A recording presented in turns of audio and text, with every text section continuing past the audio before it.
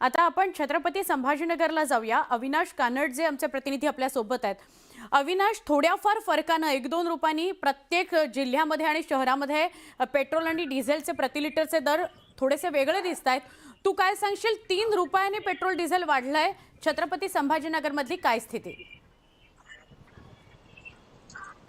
सुवर्णा, 1 अन् 2 रुपये नव्हे तर छत्रपती संभाजीनगरमध्ये पेट्रोल डिझेलचे दर पेट्रोलचे जे दर आहेत तर तब्बल 3 रुपये 14 पैशांनी वाढले, तर डिझेलचे दर 3 रुपये 11 पैशांनी वाढलेले। या अगोदर आपण जर बघितलं तर छत्रपती संभाजीनगरमध्ये नागरिकांना पेट्रोल डिझेलच्या टंचाईमुळे रांगा लावाव्या लागत होत्या आणि आता वाढलेल्या पेट्रोल डिझेलच्या दरामुळे त्यांच्या खिशाला देखील कात्री बसलेली आपल्याला पाहायला मिळते। काही नागरिक देखील माझ्यासोबत आहेत। दादा, 3 रुपयांनी दर वाढलेत पेट्रोलचे, कसं बघता?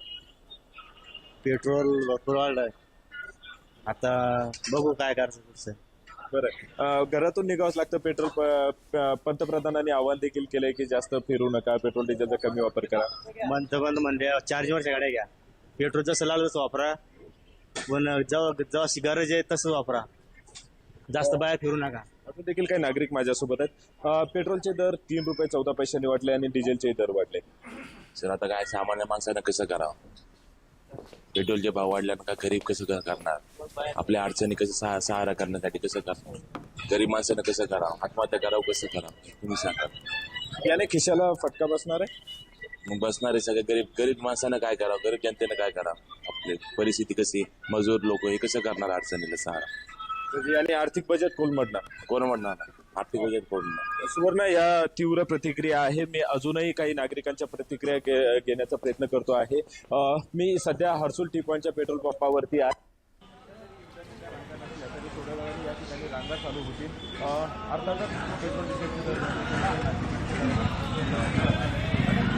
दर वाढले, काही त्याला बसणार नाही, बसणार आहे, कारण इन्कम काही वाढत नाही, पेट्रोलचे भाव वाढत आहे। आमचे प्रतिनिधी अविनाश कानड जे छत्रपती संभाजीनगरमधून सगळ्या प्रवाशांच्या प्रतिक्रिया घेत आहेत, जे चालक आहेत, दुचाकी चालक, चारचाकी चालक, त्यांच्या प्रतिक्रिया घेत आहेत।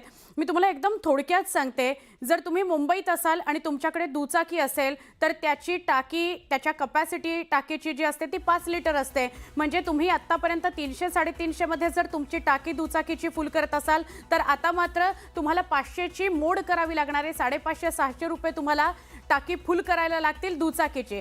हेच जर तुमच्याकडे बुलेट असेल, रॉयल एनफील्ड असेल, त्याची टाकी 13 लिटरची असते, ते तुम्हाला जर फुल करायचे तर आता पूर्वी 1000 लागायचे, आता तुम्हाला 1500 रुपये लागतील।